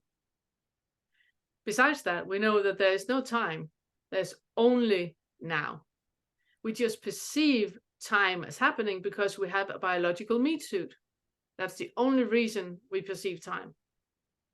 In itself, right now, there's no time, there's just now. So 5 years doesn't even exist. So there's a contraction as Julie, not existing, trying to change time that doesn't exist. It's kind of silly. Quite. Can you say more about the meat suit and time? Because the only reason that we perceive time is because we see ourselves aging. Is that what you mean? We see the meat suit aging? No, it's because we have a meat suit where the meat suit is tied into time. Just like there's a sensation of a moving forward in time, just like we have when we say that we have like a train of thought. There's a sensation that one thought is exchanging another thought and that they are somehow connected. That is a delusion. That is a trick of the mind. And it's the same with time. We have that feeling that we started at 12, now it's 1:30. We have this sensation because I remember when we started, I have a brain that has picked up sensory experiences. I had planned it into my brain as a memory. I remember that we started this meeting. I remember this morning before I was sitting with you guys, which means that because I remember that, there was a before you guys and there is a now with you guys. That is just a trick of the mind. There's only now. There's only now. There's only us sharing this space right now. And once we hang up, funnily, but that is like next page in the next chapter. Once we hang up on this meeting, we're still sharing this space. But because I right now can see you on the screen, then you are more real to me than when I can't. But in the beginning of the session, when we did the very, very provocative exercise with you feeling the contractions, floating in space, and then noticing the space between the contractions, that is when you also realize that space between contractions, that is actually my connection with Julie and Jahida and Binde and Lisa and everyone. That is actually where I am you and you are me, and we are all part of the same field. That is that space between the contraction. So what was the third layer for Julie? You said she thinks she's Julie, then there's only the now, and what was the last one? I don't want to say that now. I want Julie to find that. I want Julie to find that. Okay, I have to go back and look at what I said. Yeah. Can you be anything but enlightened? At the deepest level, no. There's just foggy thoughts that get in the way.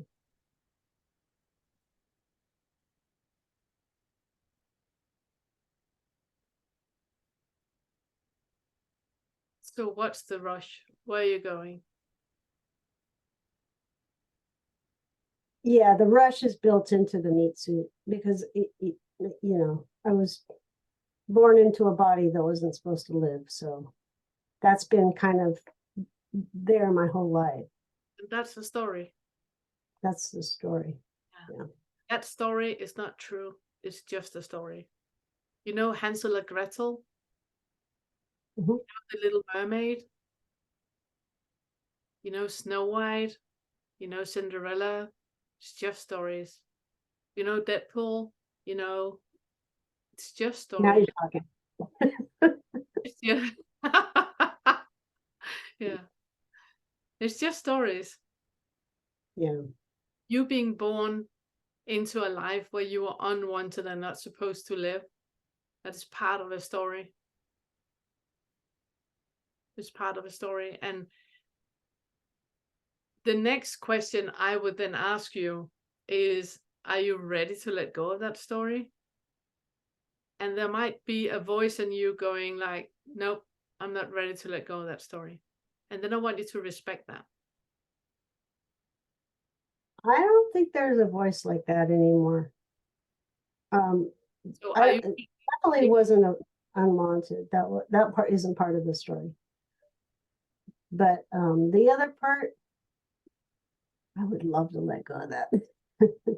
So then I misunderstood you. What is the story?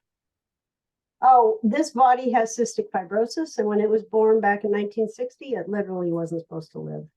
Okay, So, that's the and story.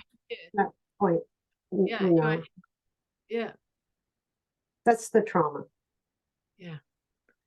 So having cystic fibrosis or any other like living with cancer for 16 years, having stories like that, it creates such a solid foundation in our personality that we start to believe that this is who I am. I am cystic fibrosis. I am cancer.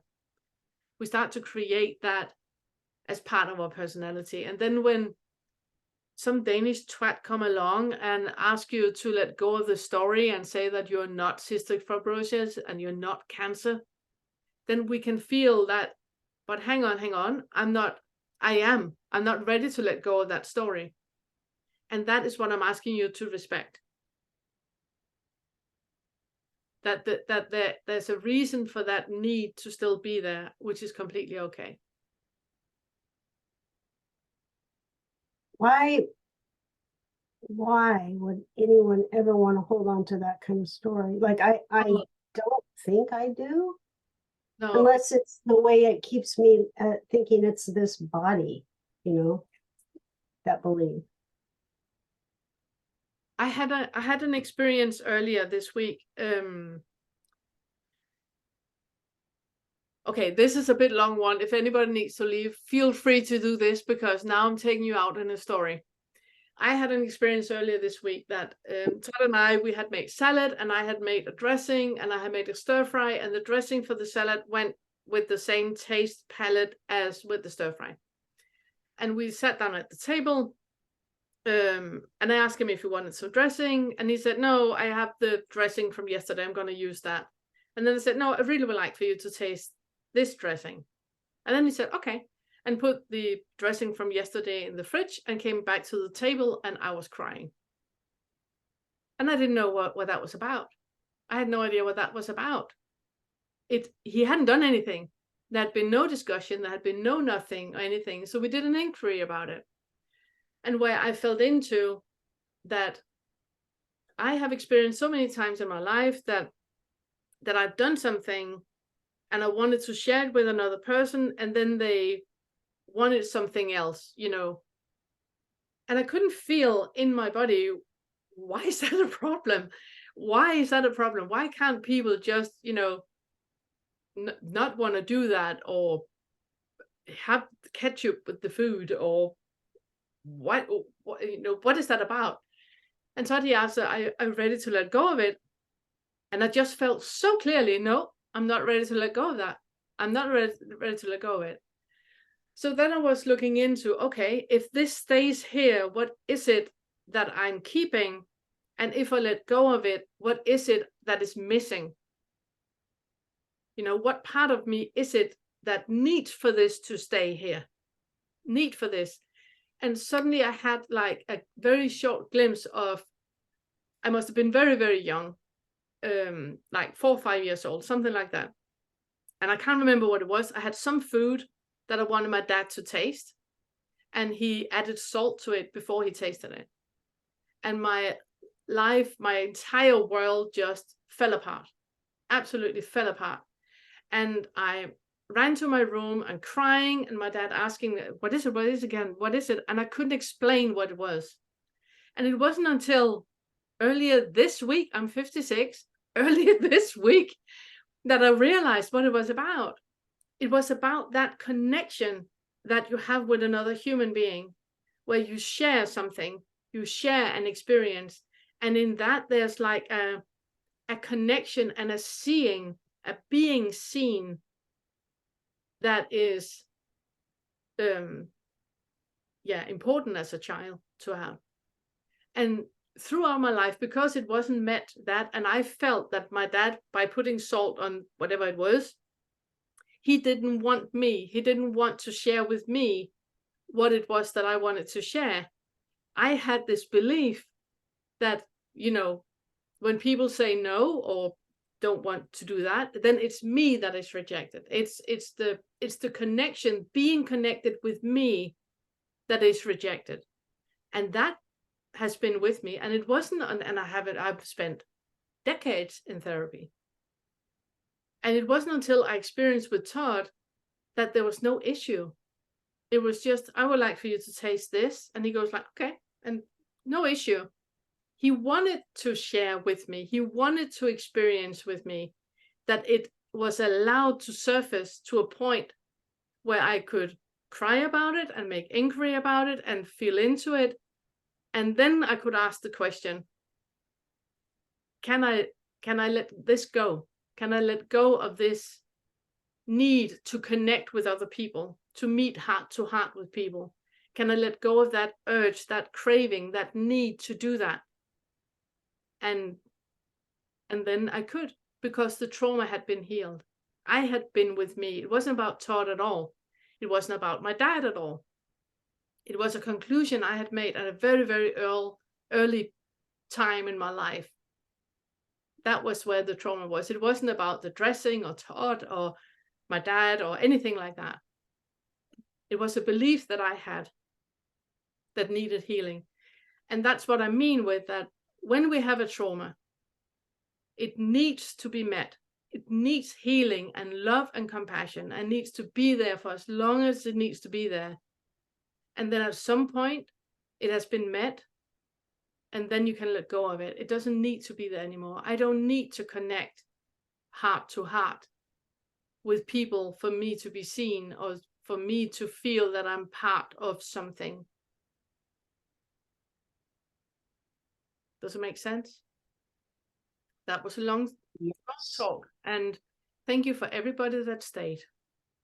But that was what I wanted to say. But you needed that as a child. I needed that as a child, yeah, exactly. And I didn't receive that or my perception was that I didn't receive that as a child. And that is what is needed now, to see that I was always loved and I was always seen and always met, because I know that right now, when I breathe into the space that Julie just talked about, there is just love. There is just compassion. It's just stillness and contentment, and nothing needs to happen. I am already. And that is where we're healing. But we need to heal. And that's also why we can't bypass this in any way. And when we are ready to let go of the story of CF, or let go of the story of cancer, or let go of the story of abuse, or whatever has happened, whatever trauma has happened, then it's because that we are meeting what wasn't met. And then it just let go of itself. It's what I'm saying, that you always work with acknowledge, accept, and understand. And the understanding is where the healing happens. It's also why we can't force the fetters, because it needs to be lived. It needs to be experienced.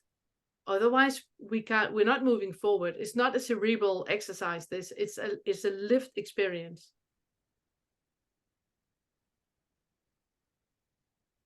That was a very, very long answer to your question. No, but that was perfect. I completely get now what I need to accept. Beautiful. Beautiful. Thanks. Beautiful. I would love to hear more. Thank you. Thank you so much for sharing.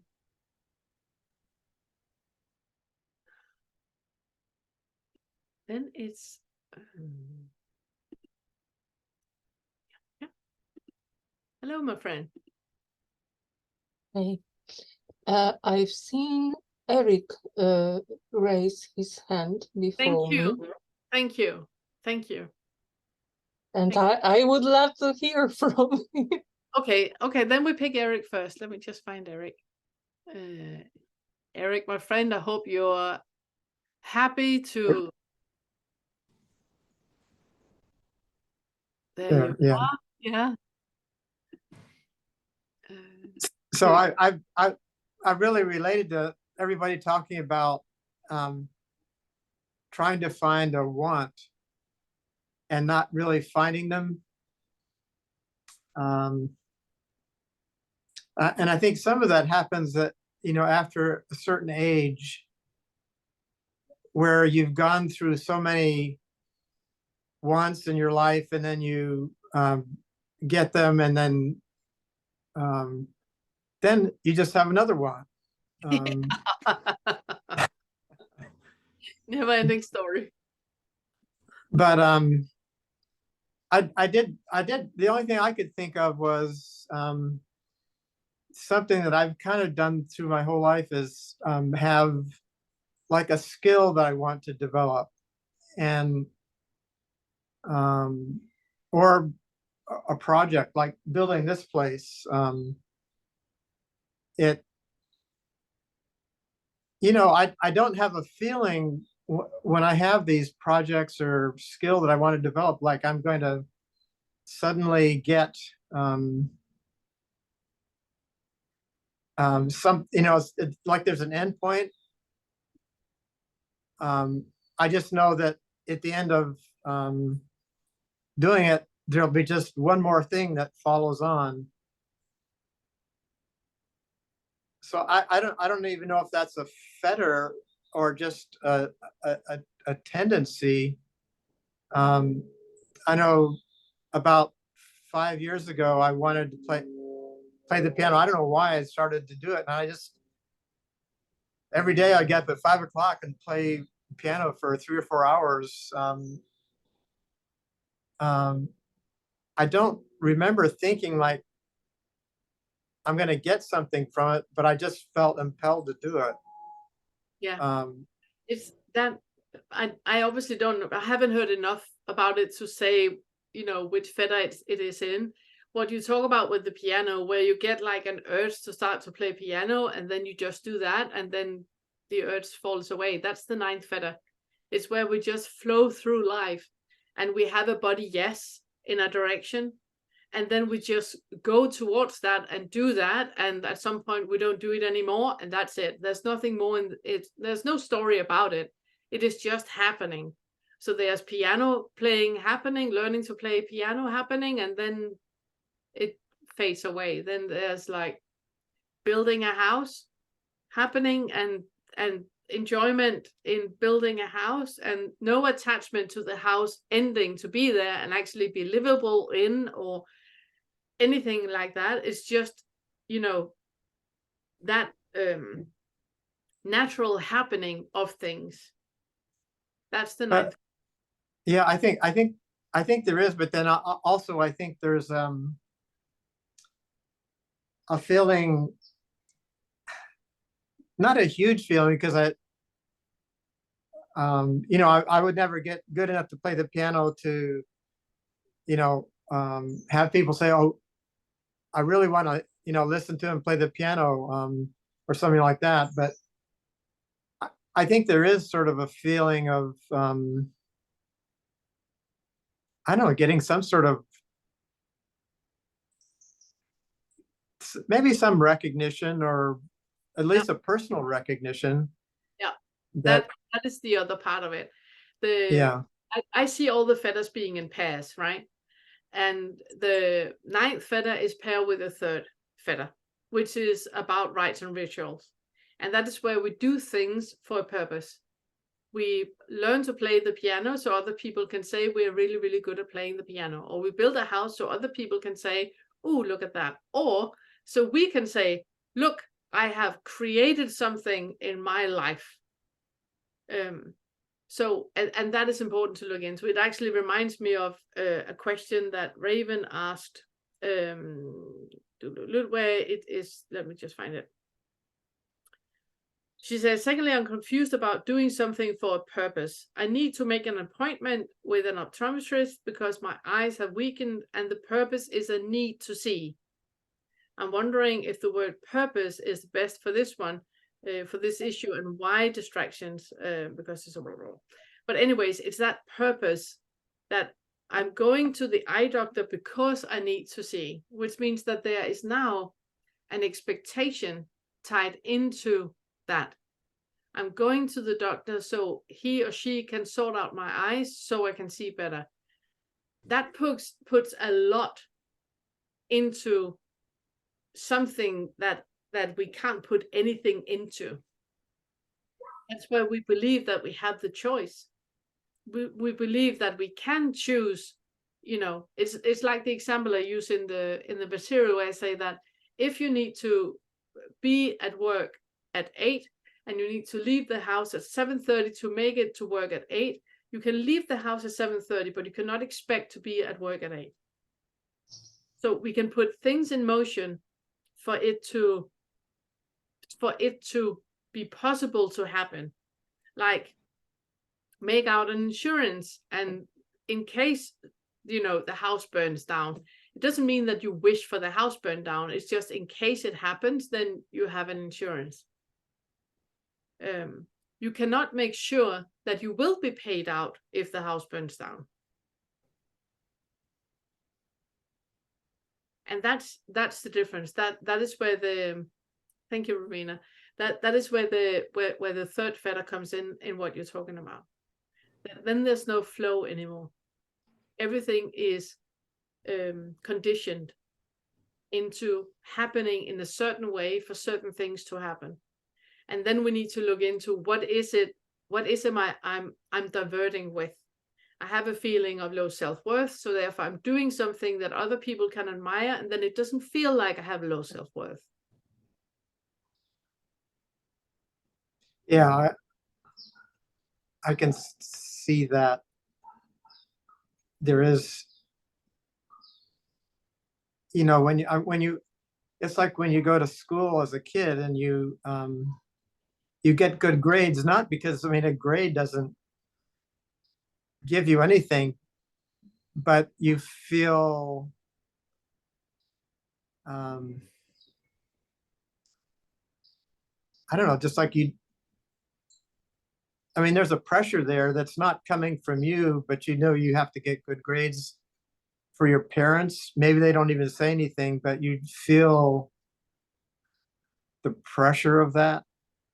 And it's not coming from you, definitely. I mean, what kid wants to just have an A just for an A? It's, you know, there's more to it.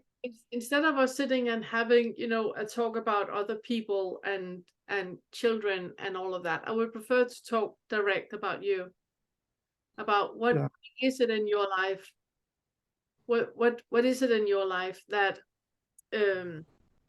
that gives you that feeling that you have to, there's a sense of pressure that you have to do something, you have to perform, or you have to do something for other people with demands that other people haven't said specifically, but something you have put on you, because that is basically what we're talking about. Right. I guess I don't know. I mean, I don't feel the pressure for myself. It's just like I don't have that feeling right now.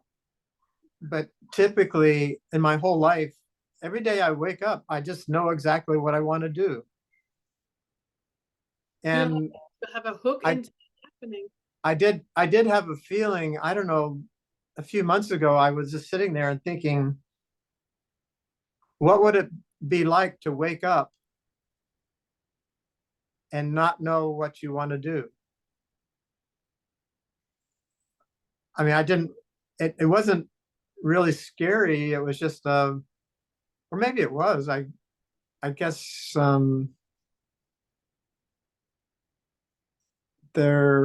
I just have never experienced that really.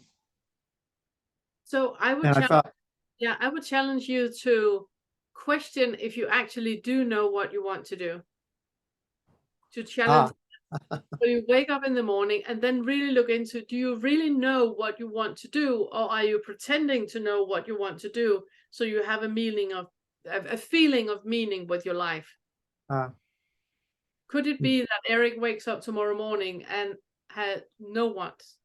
There's no hope for anything. There's nothing that needs to be any different than it is right now. What would that be like?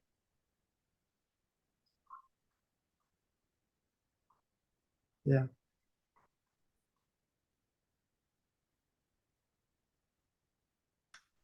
It sounds restful, but So yeah, look into that, and then look into that perceived flow that is with it, is connected with the third feather of a purpose. Look into if it really is that free flowing as you think it is, or if you're doing things for an underlying purpose, and then obviously look into what is it that purpose is alleviating. Yeah. Wonderful. Wonderful. I'm looking forward to that. Yeah. Interesting. Okay. Okay. Thank you. And now it's Bianca. You still got your hand up.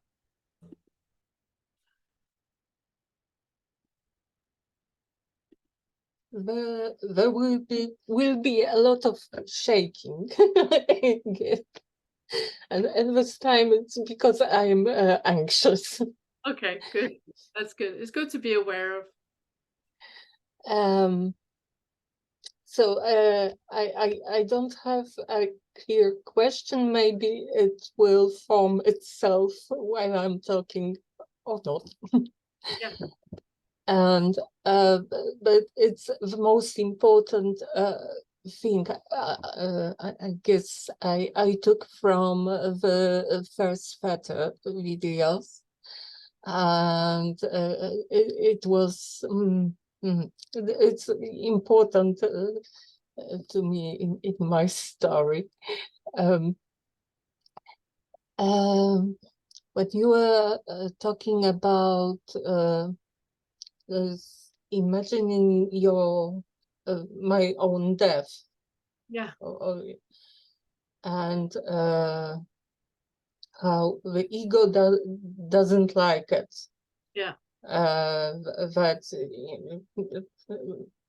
the time with time everyone will forget us, so they won't think about.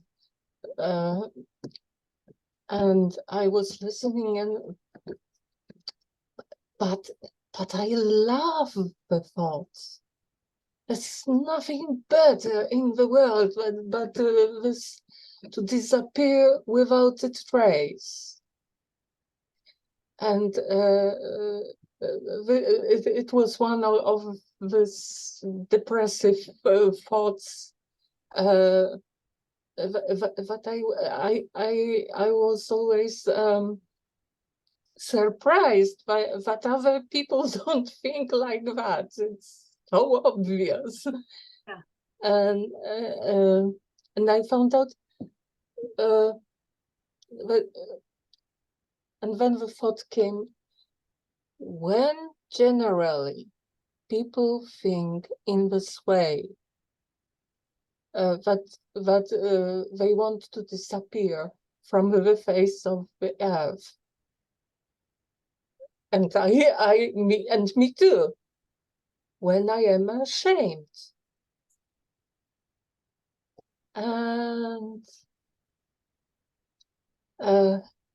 yeah, it was sometimes more than a week. So from that time, I went through many emotions about it.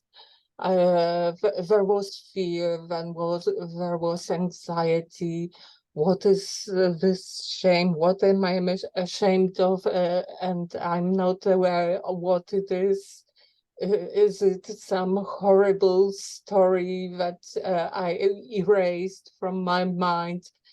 Then I thought that in a way every shame is mortifying and awful, and there's no telling. It could be that I was 3 years old and pooped my pants and Be anything. Yeah, exactly. and I was feeling joy and laughing without reason and everything. Yeah. Um, and it was, well, I noticed that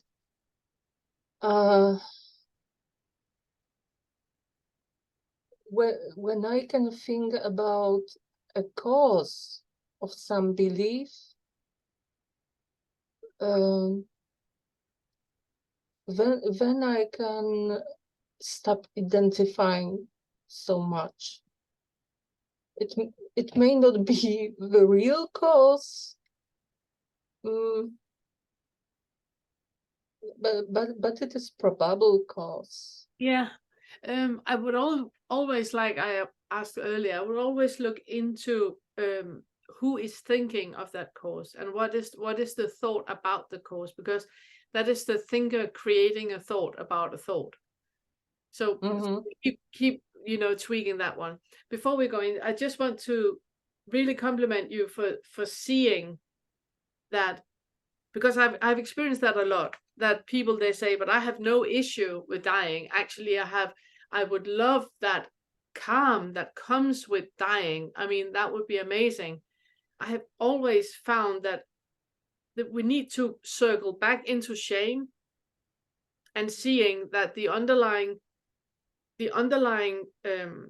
okayness in it can be shame. For some people, it is shame. So just circling in that and being aware that when you have shame as a starting point, something that is always there in everything, every endeavor you start out on in life, every conversation you start with, the starting point is shame. It's the I am not, I should be. I'm not okay. I'm not like the others. I have not as much value as the others. I have not the same abilities as others. And there's a deep, deep, deep feeling of shame about that. When that is the starting point, it's there in everything, in every single aspect. And becoming aware of how we can be in a body with that shame and allow it just to be there without bypassing it or wanting it to go away, but actually loving it so much that we want it to stay there. That is an amazing exercise. Well,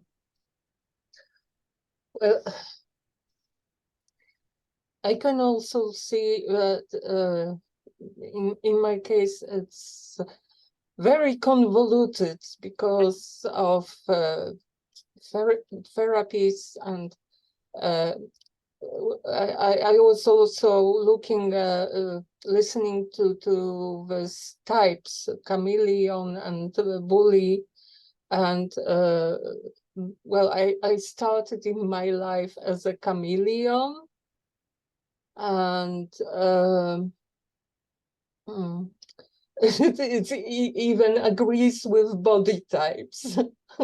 I was really thin as a child, and now I'm obese. So I guess I'm passive aggressive. It's so good. Remember to hold all those labels lightly. Yeah.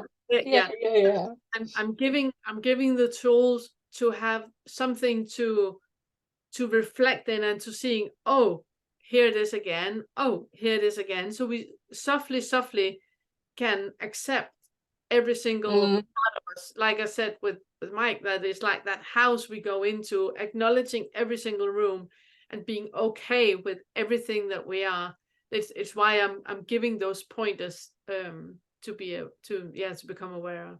Yeah, really good. Yes, and as a chameleon, I started going to the therapies because it's well, I became ashamed of my shame and low worth, but at the end, I just got angry. Why is everyone expecting me to to have a higher self-worth. I have low worth. Deal with it. Yeah. But even that is a story. Even that is a story, you know? Yes, and I've learned that it is also a strategy to Yes. avoid shame Absolutely. by becoming shameless. But yeah, exactly. Mm. Exactly. It's the same starting point. So the doing the opposite is still the same because Mhm. foundation is the same. Well done. I'm happy you're working with it. Thank you. So thank you very much for the video. Thank you so much. Life So happy you're changing. here. I'm so happy you're here. So happy you're here. And Kristen, you have, I'm just putting in. Yeah. Hello. Hello. When you were describing your story that you had with the dressing and the stir fry sauce, yeah, it was like you were describing what felt like exactly what happened with me this morning with you. Oh, really? Amazing. Yeah, it was amazing. But I couldn't say, okay, when this happened, that's because it was different. You know, there was no sauce or stir fry, but there was everything else. It was exactly like, and then in this tear, there was the tear exactly in the moment. Like I had told you, wait, I'm investigating this and I'm not sure that sensation and space are any different. And then you told me this chunk of thing. And which I wrote down and will re-listen to. But it was in the moment, the instant you said, it was almost like not a shock, but the instant you said that there's no distinction, I was like, oh my God, that's what I was saying. Yes. And then the tear, it was because it's almost like I can't put it into words, but it was, yeah, and you can't put it into words because right now you're explaining. Right now you're explaining. When we're explaining, it's a verbal indicator. We're removing ourselves from the experience, and you're trying to justify something that happened instead of just staying with that deep, deep, deep, deep, like blossom of what is happening in the moment. There's no words to describe what you're experiencing. It's just staying with it and staying with it and staying with it. yes. And I couldn't, if I would have put words on the moment of the tear, then it would have been no word would have been. Yeah, it would have been minimizing. Yeah, exactly. Yeah. But as you said, that you let go of the need with this too. I wrote it down. Well, just to have a heart-to-heart connection or so with, yeah. And this, it just feels like you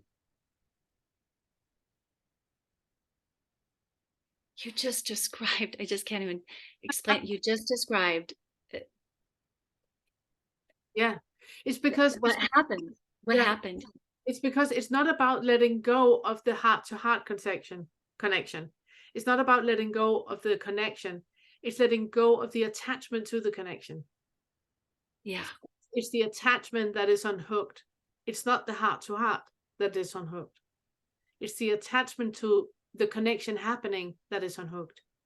Okay. And is it the connection happening in a specific way? Like it's like this instant understanding was there, just like the connection is already there. And I'm trying to force it into a, yes, into a little mold. Yeah, exactly. Yeah. And you can't. Yeah. But the connection is already there. Yes. So whatever you did this morning, and then it wouldn't have all been recognized, doesn't seem, unless you told that story. And then what you were pointing to was then recognized because it was that story. You explained it in the story. Yeah. I'm so happy. Beautiful. Congratulations. let go of the attachment. Yeah. I'll rewatch letting go of the attachment to the because I connection. can't explain what happened, but No, exactly. It's like it's like when we are, yeah, if we are, I spoke with Angelo. I actually think it's in an interview that I made with him. Actually, I think he's saying it in the interview, or it was the talk one of the talks we ever had, where he said that it wasn't about, once he found out that it wasn't the relationship that he was seeking, it wasn't that need of a relationship to happen. It was the attachment to the story of that happening that he let go of. It's that. It's the attachment to it. It's not the relationship itself, or the heart-to-heart connection, or that, wide being, infinite being. It's not that we're letting go of. It's the attachment to it happening or not happening. it's already happening. Yes. This is exactly what this is exactly it. And I remember which interview you're telling about. Thank you. Thank you. Beautiful. Beautiful. Thank you. I love it. Thank you.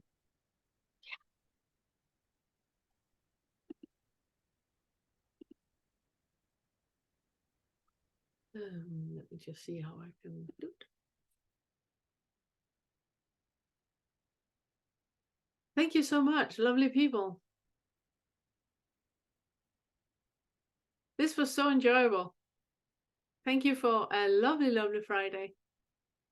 It was really, really enjoyable. I hope you have enjoyed it. I have most definitely enjoyed you. Most definitely enjoyed this meeting.